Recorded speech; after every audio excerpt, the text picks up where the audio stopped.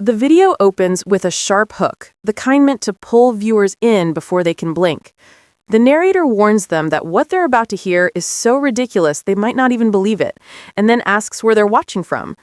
The audience is told to like and subscribe for more HOA and Karen drama, because what follows proves that some situations spiral far beyond common sense. The story begins in a quiet neighborhood, built around tidy lawns and perfectly aligned mailboxes. Most residents kept to themselves, and the few who didn't were harmless enough. But in every peaceful community, one name always clung to the air like humidity before a storm. In this neighborhood, that name was Karen. She patrolled the streets with binoculars around her neck and a phone that seemed permanently connected to emergency services. The narrator explains that he wasn't just another homeowner minding his own business. He served in law enforcement, decades into a career defined by discipline, training, and patience. Patience, he notes, that would be tested in ways no academy could prepare someone for. He had recently switched to a new unit, which meant irregular hours and surprise call-outs. That meant sometimes arriving home in full uniform after back-to-back shifts, stepping out of his marked vehicle still wearing his vest, badge, and gear. One early morning, after finishing a long overnight assignment, he pulled into his driveway. His mind was heavy with fatigue, the kind that made even his bones feel tired. He stepped out, stretched, and walked toward his porch. The sun was just starting to rise, giving the sky a faint orange edge. Everything was silent, peaceful. At least until he heard the unmistakable sound of a phone camera shutter. He turned casually, knowing who it had to be before he even saw her. Karen stood across the street in her robe, still wearing slippers, one hand clutching her phone while the other hovered over her chest dramatically. Her eyes were wide as though she'd uncovered a national security threat on a suburban sidewalk. She didn't approach him. She didn't speak. She simply backed away with exaggerated fear and whispered something into her phone as she sprinted toward her house. He already knew she was calling 911. He also knew the dispatcher on the other end would probably recognize her number by now. She'd filed enough complaints about everything from illegal dandelion growth to aggressive sprinklers spraying too far. The narrator went inside, set his gear aside, and poured a glass of water. He figured the situation would fizzle out on its own. Most officers already knew Karen had a habit of overreacting. He began unwinding, trying to shake off the exhaustion that clung to him like a weight. Seconds later, he heard tires crunching on gravel.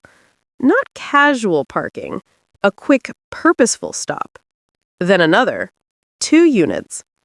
He stepped outside to see 2 patrol cars in front of his home, both officers stepping out and looking around cautiously. They didn't draw weapons or raise their voices, but their stance made it clear that they were responding to what they'd been told was a possible threat. When they saw him on the porch, still wearing a department-issued shirt and badge, their expressions shifted immediately.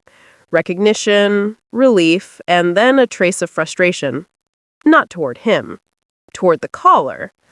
One officer explained that they received a report about a suspicious man dressed in tactical gear attempting to enter a home that wasn't his. The phrasing was ridiculous enough to make him let out a tired breath. Suspicious activity?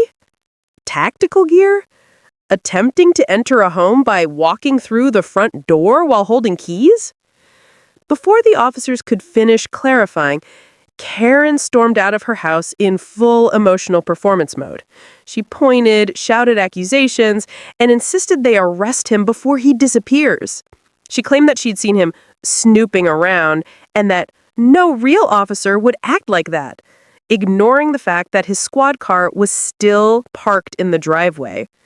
The responding officers exchanged a look, the kind that said they'd seen this pattern before. They tried to calm her, but she didn't want calm. She wanted chaos. She wanted drama. She wanted control. The narrator stayed composed, even while exhaustion pulled at him. He didn't raise his voice or argue. He simply walked back inside, retrieved his full uniform jacket, his badge wallet, and, most importantly, his department identification, the kind that didn't just confirm who he was, but his senior rank. When he stepped back outside, the officers apologized for the inconvenience. Karen continued arguing, claiming the credentials must be fake and that he was impersonating law enforcement. The officers dismissed her claims, but she didn't take the hint. Instead, she attempted to demand a full investigation, insisting she had every right to ensure safety in the neighborhood. That was when the responding sergeant arrived. Middle-aged, stern, and clearly aware of Karen's history with the department. The sergeant pulled the narrator aside briefly, acknowledged the absurdity of the situation, and assured him that they would handle the rest. Karen tried to approach the sergeant, waving her phone like evidence. The sergeant didn't entertain it.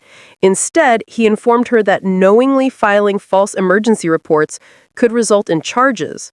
Her face blanched as if oxygen had suddenly become scarce.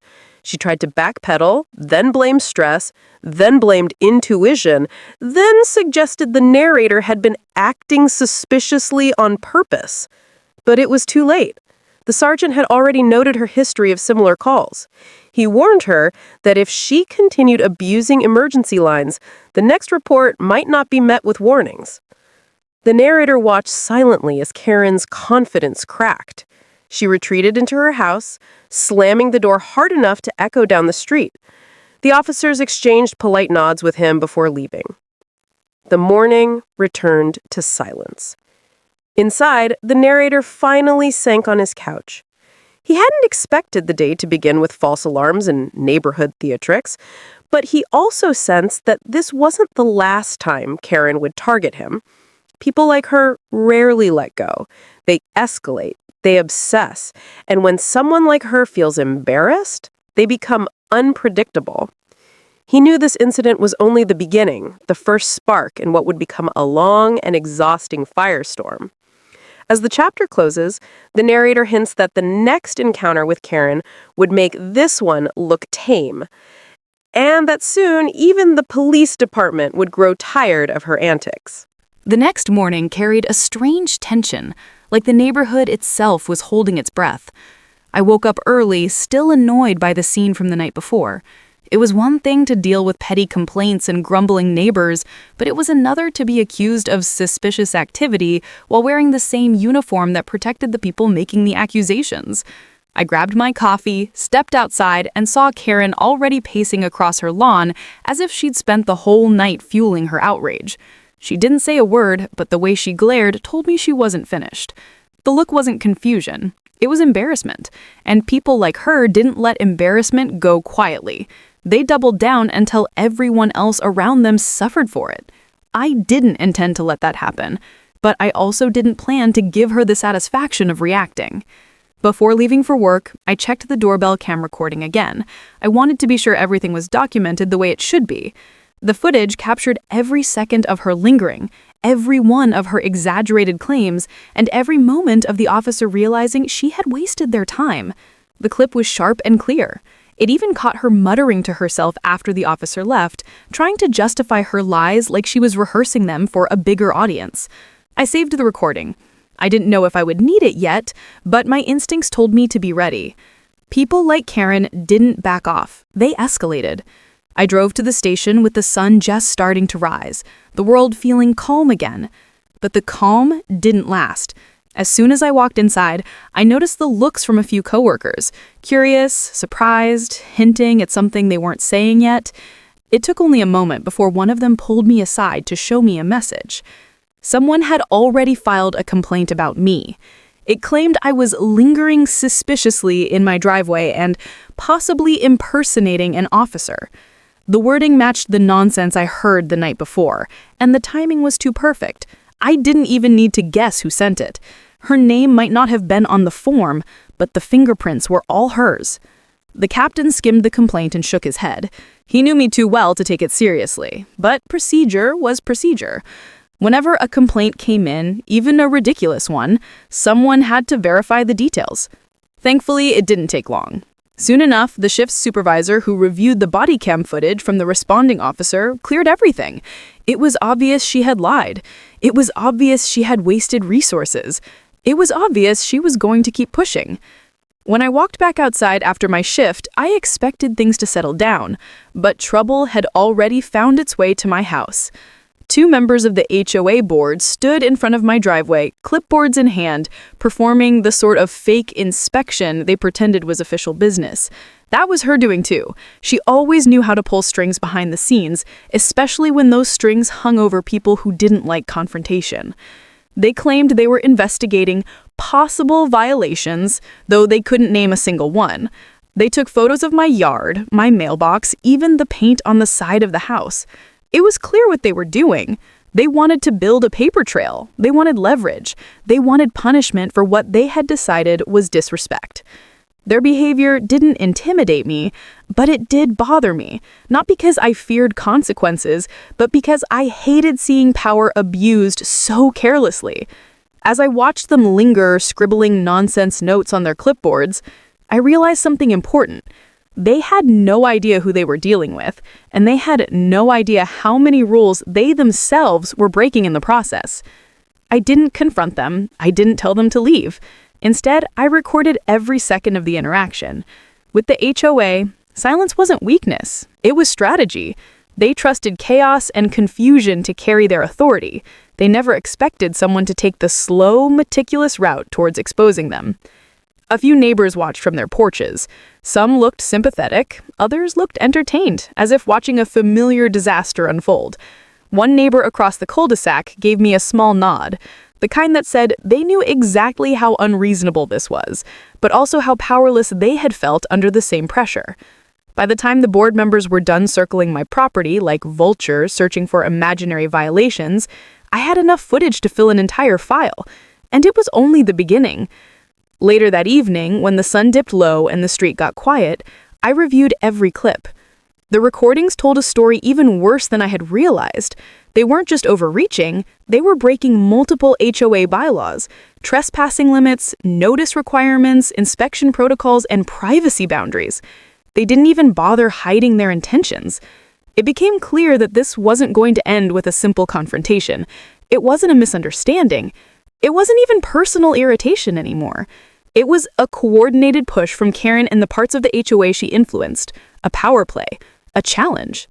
What they didn't realize was that I wasn't planning to fight them using anger. I was going to use documentation, structure, patience, the exact skills they never expected from someone they assumed would just lose their temper. When I stepped outside one last time before going to bed, the quiet of the neighborhood felt different.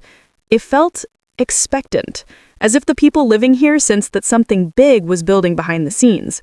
And they were right, because everything was in motion now. The next steps weren't going to be about defending myself. They were going to be about exposing the truth. And I was ready. The next morning carried a strange mix of anticipation and unease. I woke before sunrise, knowing the neighborhood had shifted into a new phase after last night's chaos with Karen and the officer who immediately recognized my uniform. Throughout the early hours, I kept replaying the moment the officer raised his eyebrows at her, shaking his head with a quiet disbelief that spoke louder than any reprimand. By the time daylight settled over the street, the rumor mill had already started humming. I could feel it the moment I stepped outside. Families, who usually kept to themselves, paused to glance toward my driveway, then toward Karen's home across the cul-de-sac. Some offered apologetic nods as if they wanted to distance themselves from her actions without saying it outright. Others watched with a guarded curiosity, waiting to see if fallout or escalation would arrive next. It wasn't paranoia. Anyone who has lived in a tight neighborhood knows when the atmosphere tips from normal into something unsettled. My uniform hung inside, freshly pressed and ready for my next shift, but for now, I was just a homeowner trying to go about a normal morning. I set out the trash, rolled the bins to the curb, and pretended not to notice the blinds twitching from the houses on either side. The sun was barely up when Karen's front door swung open. She stepped out in a dramatic sweep, wearing a glare that could cut through steel. She avoided walking near me, choosing instead to march directly to her mailbox and yank it open as if the world owed her a certified apology. When she found nothing there, she paced back toward her house and paused long enough to shoot me a look that held equal parts fury and humiliation. The officer's recognition of Mia had struck her pride deeper than she expected. She had been planning for a confrontation she thought she could control, but the script flipped on her the instant he arrived. Instead of speaking, she repeated the same pattern for several minutes. Step out, look toward my home, check her surroundings, and rush back inside. Her behavior was jittery, restless, and out of character even for her. For a moment, I wondered if she was preparing another false report, another attempt to reclaim whatever control she thought she lost.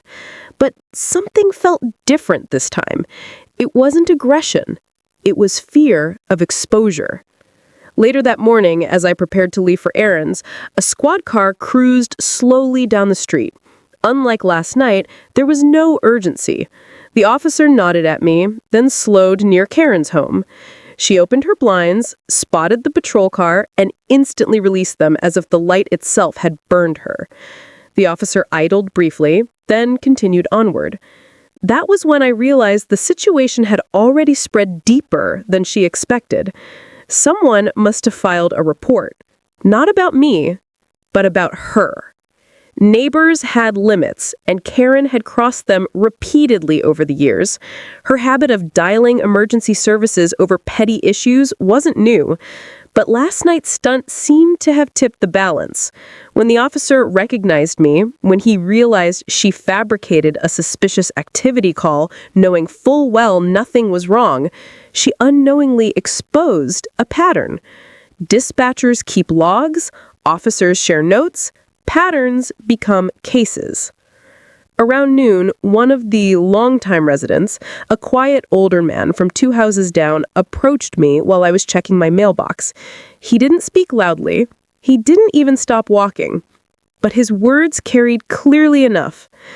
"No one deserves to be targeted in their own neighborhood," he murmured, keeping his eyes forward. He didn't wait for a response. He just continued down the sidewalk, leaving an unmistakable message behind. Karen's reign over the street wasn't simply annoying anymore. It was collapsing. That afternoon, I checked my porch camera footage, curious whether more had unfolded while I was busy inside. Sure enough, it captured Karen pacing near the curb with her phone pressed tightly to her ear. The footage showed her gesturing wildly, frustration etched into every movement. Though there was no audio, her body language made the message clear. Her version of events wasn't being believed anymore. She wasn't used to that. For years, she relied on exaggerated claims to intimidate neighbors, noise complaints, parking accusations, and false reports that bordered on harassment. She believed her word was untouchable. But last night's call had thrown all of that into doubt. An officer recognizing me as someone actively serving had neutralized her accusation in seconds, and the dispatcher's awareness of her history had likely been relayed to him before he even arrived. Empty accusations crumble fast when truth enters the room. Around late afternoon, as the sun lowered and cast long shadows across the street, Karen emerged again, this time holding a stack of papers. She marched to the bulletin board near the entrance of the neighborhood, where community notices typically hung undisturbed. She pinned several sheets along the board, stepping back to examine them with a self-satisfied nod before returning to our home. Curious, I walked down a few minutes later. The papers were a frantic attempt at control. Typed notes demanding new neighborhood rules, vague warnings about unknown threats, and claims that residents should report all suspicious uniforms and non-members immediately. It was chaotic, unofficial, and dripping with desperation. She wasn't trying to intimidate anymore. She was trying to rally support to cover her own tracks. But the street wasn't falling for it. As I reached the board, another neighbor stopped beside me, shook their head, and tore one of the notes off without hesitation. Someone else followed, quietly removing another. Within a minute, only a tack remained, a symbolic clean slate. And for the first time since this entire ordeal began, I sensed a shift in the neighborhood, not driven by her fear, not driven by my authority, but the community choosing to push her behavior into the light. By nightfall, Karen stayed inside. No pacing, no peeking, no reports. Just silence. But the silence wasn't peace. It was the quiet before something else. The moment when a person accustomed to getting their way decides whether to escalate or retreat. I didn't believe she would retreat. Not yet. The truth was out. The officers were aware. The neighbors were done staying quiet. And Karen didn't handle losing control well. As I sat on my porch watching the last hint of daylight fade behind the houses, I knew the story wasn't over. Karen was planning something. The calm confirmed it. Tomorrow would bring the next move, and I had a feeling it would be her most reckless one yet. The next morning rolled in quiet and pale. The kind of morning where nothing seems urgent until it suddenly is. I started the day like usual, jogging down the street before work, my uniform folded neatly at home, waiting for my shift. I was halfway through my run when I noticed the odd stillness around Karen's house. Her blinds were snapped shut, her car set crooked in the driveway like she'd parked it in a panic. It told me she hadn't slept well after the scene with the officer last night. But the rest of the neighborhood, they were wide awake. Whispers drifted from porch to porch. People paused their morning routines just to talk. Some held cups of coffee, some carried their dogs, and every single one of them seemed to be replaying the same moment. Karen reporting a uniformed officer for suspicious activity and demanding he investigate me for walking into my own home. By noon, the HOA message board was exploding. Screenshots appeared from neighbors who had caught pieces of last night on their doorbell cameras. One angle caught the uniform clearly. Another caught the officer's baffled face. A third caught Karen yelling at him from her yard, insisting she had a resident's right to report anything that seemed not normal. By afternoon, the whispers turned into a storm. People were tired. Tired of the calls, tired of the accusations, tired of living in a place where one person treated every shadow as a threat. And now, she'd crossed the line most people didn't think could be crossed. Reporting a cop for looking suspicious while he was literally on duty and stopping by his own house was the kind of thing that didn't make you cautious. It made you notorious. Still, the HOA pretended nothing was happening. That changed when Officer Miller returned. He stopped by to talk, not about the case, not about the call, but about something else entirely.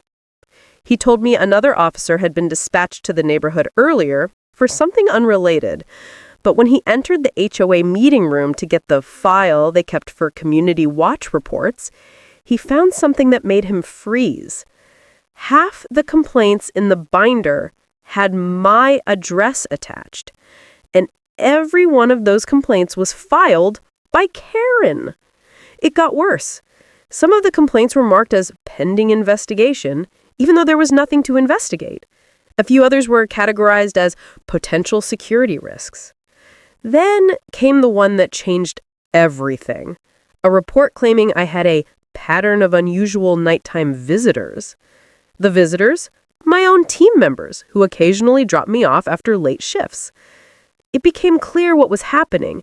She wasn't reporting suspicious activity, she was building a file. She was trying to manufacture a reason to get me removed from the neighborhood.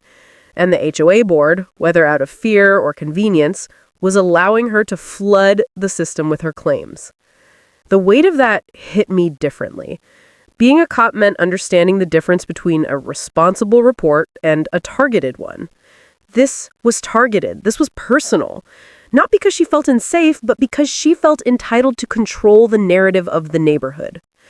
That night, just as the sun began sinking behind the rooftops, the chaos finally reached a boiling point. Neighbors gathered in clusters along the sidewalks, some angry, some bewildered, some ready to address what had been simmering for months. I didn't join them right away. I stayed back, letting the scene unfold. People needed to talk, and they needed to do it without feeling like I was steering the conversation. But Karen noticed. She stormed out of her house and marched straight toward the crowd. Her arms swaying wildly, her voice sharp, slicing through the air even before she reached them. She accused everyone of harassment. She accused them of conspiring against her.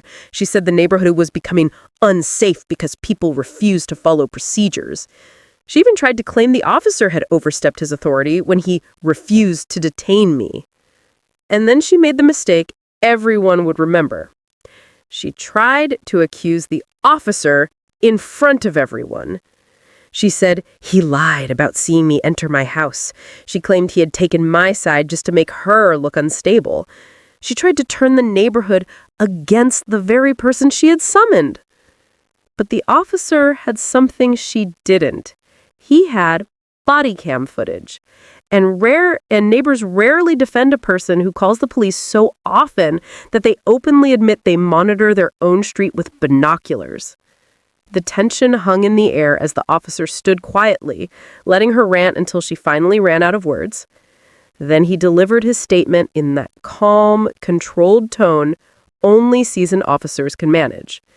He confirmed the facts, confirmed his presence, confirmed her accusations, and confirmed that nothing she reported had actually happened.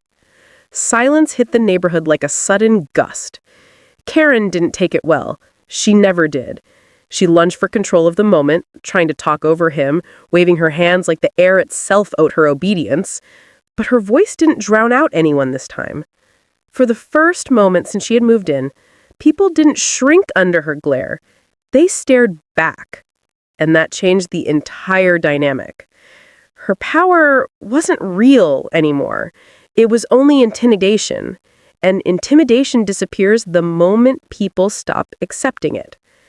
Neighbors began stepping forward one by one, talking about their own experiences, their own frustrations, their own fear of being the next person she called on. Stories spilled out, stories of guests being questioned, kids being accused of trespassing, packages being inspected, cars being watched. The HOA board members showed up late, but it didn't matter. The damage was done. This wasn't a whisper behind closed doors anymore. This was public. This was undeniable. This was the moment everything shifted. The meeting didn't resolve anything right then and there. That would come later. But the tone of the neighborhood changed that night. The spell Karen held over everyone finally cracked. And as I watched her storm back into her house, her face red, her fingers trembling from frustration rather than fear, I realized something important. She didn't understand she had pushed too far. People like her never see the line until they're already on the other side of it. The morning after the neighborhood meeting felt strangely quiet. Word had spread fast, and most people now kept a cautious distance from me. Some nodded in support, others pretended I didn't exist, but the entire street buzzed with an energy I couldn't ignore. I knew the incident with Karen had rattled more than just me. It had peeled back a layer most people preferred to pretend wasn't there. Before heading out for my shift, I checked the footage again, making sure every angle had been captured cleanly. The clarity of the recording left nothing to question. I appeared in full uniform, stepping out of my own vehicle, badge visible, radioactive. Karen's voice could be heard clearly as she demanded a response from the dispatcher. It was all there, time-stamped and unedited. I uploaded the footage to a secure evidence portal, labeling it strictly as documentation. I wasn't planning to file anything yet, but I wanted it preserved. After all, people like Karen rarely stayed quiet for long. When I stepped outside to leave, I noticed a small crowd gathered 2 houses down. Karen's driveway was empty. Her car, the one she had complained about so loudly, was gone. Her blinds were drawn tight, the house dark, giving the impression she'd either left early or stayed inside to avoid anyone. Neither would have surprised me. But what did surprise me was the sheriff's cruiser parked near the curb. 2 deputies were speaking with neighbors, taking notes, looking over a printed sheet of what I assumed was the HOA's incident log. It didn't take long before one of the deputies noticed me and walked over. The deputy greeted me with a mix of relief and fatigue. He explained that Karen hadn't simply called 911 on me. She had called again the next morning, reporting that an unknown officer was patrolling her street without authorization. When dispatch checked the logs and found my unit and badge number matched a routine shift, they flagged it as possible harassment or false reporting. The deputy told me that the department had already warned her, but she doubled down, insisting someone was impersonating a law enforcement officer and harassing her. She used my presence as proof, claiming I was part of some organized group targeting her. Hearing it secondhand made it sound even more ridiculous, but the deputies weren't laughing. False reporting wasted time, resources, and patience, and Karen had now done it twice within 24 hours. I listened quietly as the deputy explained their next steps. They were preparing a written notice, and if she persisted, it could escalate into an actual charge. For now, they simply wanted to speak with her again, clarify facts, and get her cooperation. But Karen wasn't making that easy. She hadn't answered the door since dawn. After the deputies left, the neighborhood slowly settled again. By afternoon, the street had returned to normal. Children played in front yards, a couple walked their dog, a delivery driver rolled down the street with music playing faintly through open windows. Life moved on for everyone else except Karen. Late in the evening, a new notification pinged on my phone. It was from the same security app tied to my porch cameras. For a moment, I assumed it was another delivery, but when I checked the live feed, I saw Karen. She stood rigid near the edge of my driveway, arms crossed, looking around as though she expected someone to intervene. She didn't walk farther in, didn't approach the door, didn't speak, but her presence alone made the moment heavy. She stared at my house for almost a full minute before walking away. No confrontation, no yelling, just a silent retreat into her own frustration.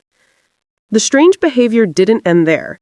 The next day, another alert came in, this time from my backyard sensors. Karen wasn't in the footage. Instead, it showed a man I recognized from the HOA board.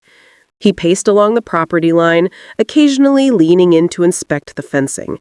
His expression flickered with irritation as he scribbled something onto a small clipboard. The HOA had decided to get involved.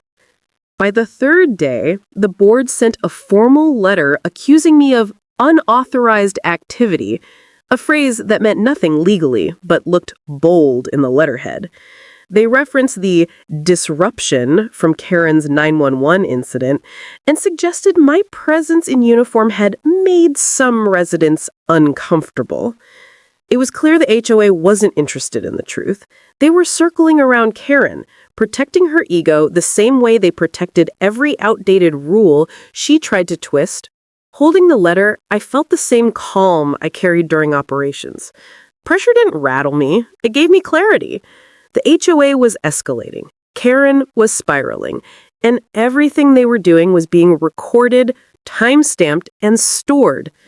They didn't know that the person they were trying to intimidate had already built a complete archive of evidence. They didn't know dispatch had already flagged Karen's behavior. They didn't know the sheriff's office was growing impatient. They didn't know how close they were to exposing themselves completely. And I knew it was only a matter of time before their next move forced everything into the open. The tensions settled into the neighborhood like a storm building quietly on the horizon. The HOA thought they had leverage. Karen thought she had influence. But the truth was stacked higher than all their assumptions. And when I opened my mailbox the next morning and saw the certified letter waiting for me, sealed with urgency, I realized the storm had finally arrived. The HOA was ready to take things further. And I was more than ready for them. The story picked up again the morning after the patrol cars rolled away and Karen pretended nothing had happened. The neighborhood moved through its usual routine, but there was this charged quiet in the air, like everyone was waiting to see what she would do next. People had already heard bits of what happened during her failed attempt to report me for suspicious activity, but not the whole truth. And she definitely didn't want them knowing she tried to get an on-duty officer arrested. I left for work early that day. I remember the air feeling cooler than usual, the kind of quiet that settles in before drama hits again. Even in uniform, I kept thinking how ridiculous this whole thing had become. I wasn't just dealing with a petty neighbor anymore. I was dealing with someone who couldn't tolerate being wrong. Someone who'd rather burn everything around her than admit she had crossed a line. My shift ran long, and by the time I got home, the street was lined with cars. Neighbors stood in clusters, talking in low voices, pointing at something taped to the HOA bulletin board by the park entrance. I parked, stepped out, and walked toward the crowd. People parted as soon as they saw me, not out of fear, but out of curiosity, almost relief. Someone handed me a copy of whatever was posted. It was a formal HOA complaint against me. There was a whole page of accusations, claims that I intimidated residents, that I was a threat to community safety, and that I was abusing my authority as an officer. She had even tried to paint the entire incident as if I was the one provoking her. She didn't mention her 911 call, didn't mention that I was in full uniform, didn't mention that she accused an officer of impersonating himself.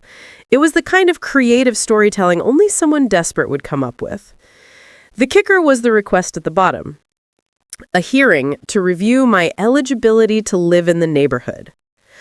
I stood there for a moment, letting the absurdity settle. She was actually trying to get me kicked out. The neighbors around me waited to see how I'd react. Some looked angry on my behalf. Others were shaking their heads as if they'd run out of ways to describe how unhinged she had become. I thanked them quietly and headed home. I didn't bother confronting Karen. At this point, it wasn't about a turf war between neighbors. She had escalated the situation into something official, and now I had every reason to respond officially. Inside my house, I sat at the dining table, still in uniform, and went through the complaint line by line. I didn't feel angry. I felt something colder, calmer. When someone writes a story about you that isn't true, and they think it will stick, they're betting on you panicking. They're betting on you folding. But I wasn't the one in trouble. I had the officer reports. I had the body cam footage. I had witnesses. Most importantly, the department itself had already taken note of her behavior from the night she tried to accuse me of impersonating himself. This wasn't a neighborly dispute anymore. It was a pattern of false reporting. Before I even started writing my response, I received a call from dispatch. One of the supervisors wanted to talk. Karen had filed a second 911 complaint that afternoon. This time, she claimed I was threatening her house by patrolling the street unnecessarily. The dispatcher told me the tone of the complaint was frantic and dramatic, but also eerily similar to her past calls. The officer who responded found her standing on her lawn, pointing at every car that passed by, insisting, "He's somewhere watching me." The officer determined there was no emergency, just a resident spiraling into another episode of exaggerated suspicion. They filed it as a false claim. That made it 3. Now it was no longer a small nuisance. False emergency calls drain resources, put people at risk, and if repeated, come with legal consequences. She couldn't hide behind concerned neighbor excuses anymore. I sat at my desk and sent the HOA a simple, concise response. No emotion, no commentary, just the facts. I attached copies of the official reports, timestamps from my shift, and an outline of every false claim she had made. I also sent a separate notice to the HOA's legal counsel. It wasn't aggressive, it wasn't defensive, it was complete. The next part wasn't up to me. It was up to the board to decide how they wanted to handle someone who had weaponized the HOA system for personal grudges. 2 days later, I received the hearing notice. Taryn had not expected what came next. The day of the hearing, she arrived early, dressed in a way that suggested she imagined herself as a victim about to bravely tell her story. She sat in the front row, clutching a folder stuffed with printed screenshots and letters she clearly hoped would build her case. When I walked in wearing my uniform, something in her expression faltered. Not fear, not guilt, more like she finally realized she wasn't fighting a neighbor she could talk over. She was facing evidence she couldn't spin. The hearing began. Calmly. The board tried to act neutral, but when they asked her to explain her accusations, she launched into an emotional monologue. She insisted she was protecting the neighborhood. She insisted I was patrolling too close to her house. She insisted that something about me felt off, even though she could never clarify what. Then the board turned to me. I didn't give a speech, I didn't argue. I simply presented the reports, one by one. The timestamps proving I was on duty, the footage confirming everything the responding officer witnessed, the official statements describing her 911 calls as false reports. With every page I laid down, her posture changed. Her shoulders dropped, her hands trembled, her confidence crumbled under the weight of actual evidence. The room went quiet. For the first time, the board members didn't look at me, they looked at her, and they were not pleased. The president of the board placed her hands together and spoke in a measured tone that carried more finality than anger. She explained that false complaints were a violation of HOA rules, local law, and basic community trust. She said the board had already consulted legal counsel. She said this hearing wasn't about my wrongdoing, it was about hers. When the decision came down, it wasn't close, it wasn't debated, it wasn't softened. Karen was removed from the board, fined for false claims, stripped of voting privileges for a full year, and warned that one more fabricated 911 call could result in criminal charges. She left the room without looking at anyone. The neighborhood watched her go in a silence that felt heavier than any argument she had ever caused. No shouting, no theatrics, just the quiet collapse of someone who finally hit a wall she couldn't talk her way through. As the meeting ended, a neighbor leaned over and said the line everyone had been thinking. About time someone stood up to her. The storm wasn't over, but her power had cracked, and the neighborhood finally knew the truth. The next chapter would show whether she accepted the consequences or doubled down. But for the first time, she wasn't the one setting the rules anymore. The next morning drifted in quietly, but the quiet felt staged. It carried the kind of tension that comes after someone tries something bold and fails badly. Word had already spread across the neighborhood about what Karen had pulled and about the body camera footage that shut her down. Neighbors who once avoided eye contact now watched from across their lawns with a curious mix of caution and relief. Some of them had lived under her petty complaints for years. Others were simply glad someone finally challenged her behavior. I stepped outside just as the sun broke across the roofs. It put a warm glow on the street and made everything look peaceful, which felt ironic considering the chaos she had tried to create.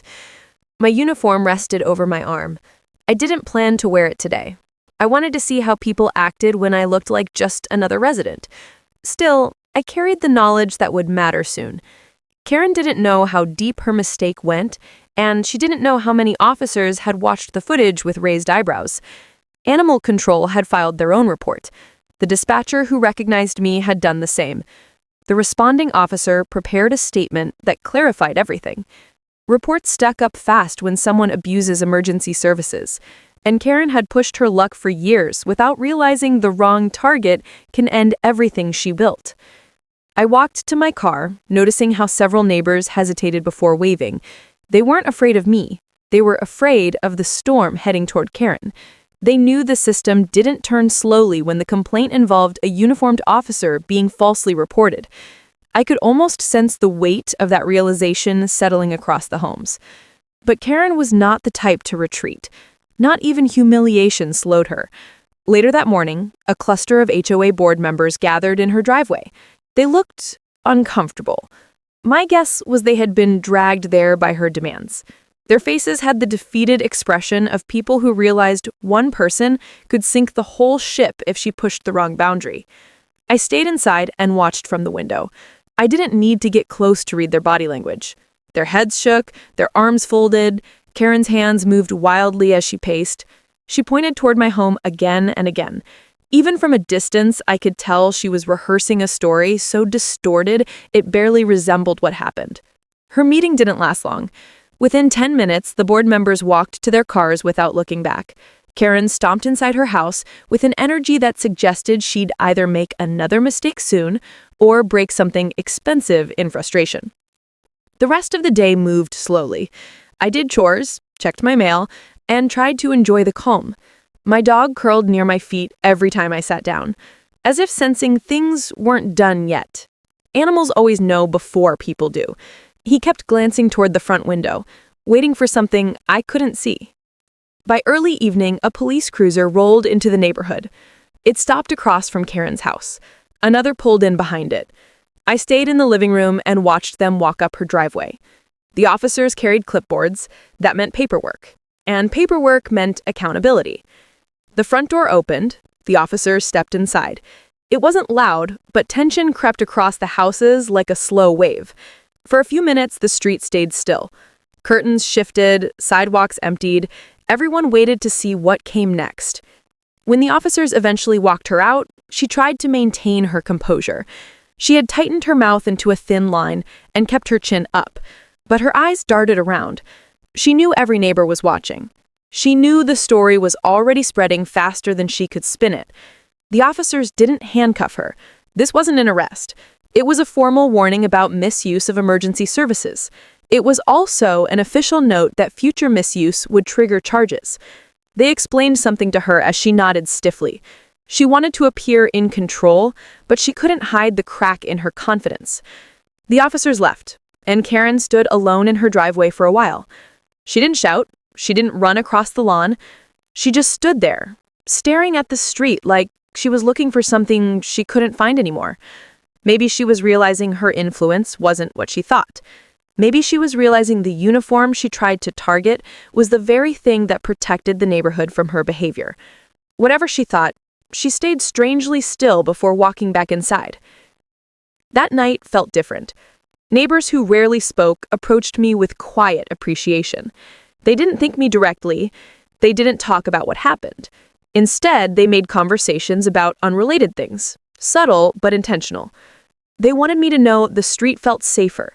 They wanted me to know Karen had lost ground. As the sun set, I sat on my porch with my dog beside me. The air felt lighter. A mix of relief and anticipation hung around. Karen had been checked, but only temporarily. People like her don't stop. They try again later, hoping the next tactic will land. I knew another attempt was coming.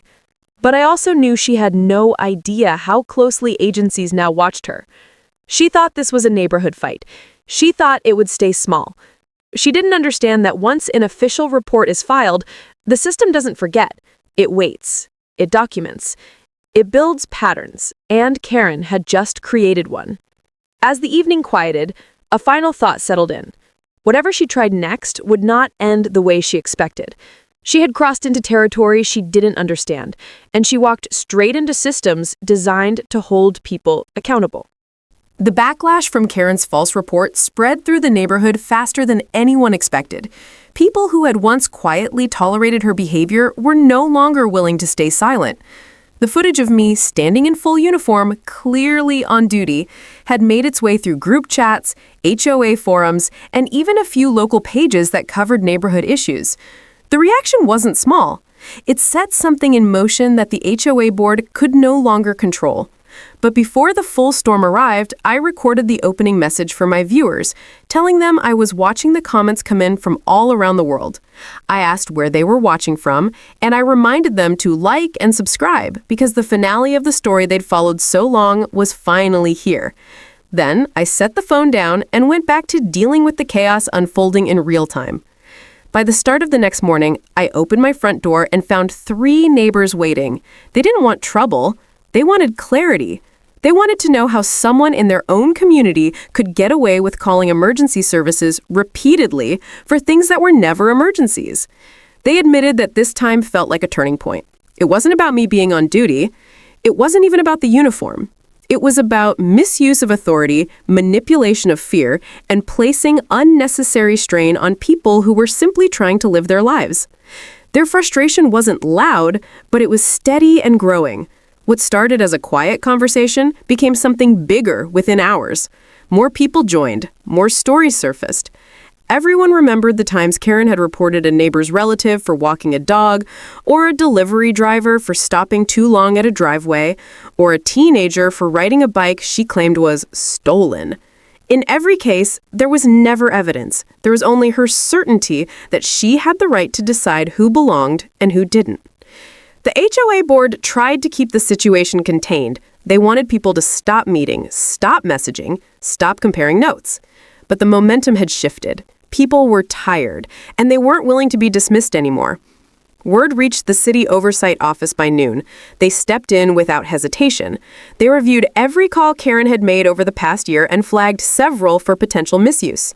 Some were routed to supervisors who recognized her address immediately. Some had recordings attached that revealed her impatience, her frustration when dispatch didn't move fast enough, her irritation when the responding officers didn't agree with her complaints.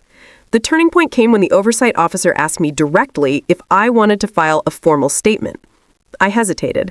I had dealt with similar situations before, but what made this different was how many people her actions had affected. This wasn't a single incident. It was a pattern.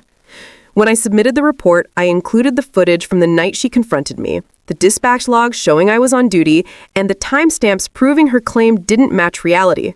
The evidence spoke clearly. It wasn't emotional, it wasn't exaggerated, it was factual. By the time evening arrived, Karen realized what was happening. She left her house in a hurry, avoiding eye contact with everyone outside. Her family didn't speak to anyone. Her blinds stayed closed. Her porch light stayed off. For the first time, she seemed aware that her actions had consequences. She wasn't being confronted. She wasn't being harassed. She was simply facing accountability.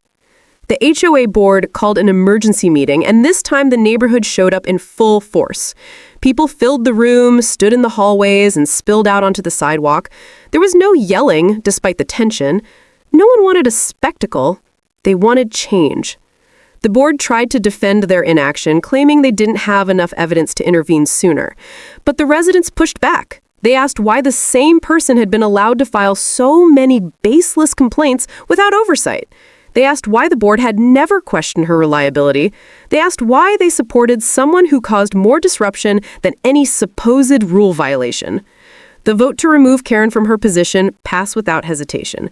She lost her authority immediately. She lost her influence faster than she had gained it. And while she wouldn't face criminal charges, she would be required to complete community-based training on emergency service misuse and neighborhood bias. In the days after, the neighborhood felt different. People were lighter, kinder. For the first time in a long time, neighbors greeted each other without tension. Packages didn't magically disappear from porches. Teenagers walked freely without fear of being reported. Delivery drivers stopped hesitating before approaching certain homes. And as for me, I found myself reflecting on how something so simple, a package on a porch, could expose so much beneath the surface. My uniform had protected me, but it also forced the truth into the open. Karen couldn't twist the story this time. She couldn't pretend she saw danger where there was none. The facts were too solid, too clear. A week later, I sat outside with my wife, watching our dog stretch out under the sun. Life settled back into something calm, something steady. And when I looked at the new HOA guidelines being drafted, I knew the neighborhood wasn't going backwards. They had learned something. They had changed. And all of it started because someone dialed 911 over a package that wasn't suspicious at all. It was just the first thing she couldn't control. A small thing. But small things can expose the biggest truth.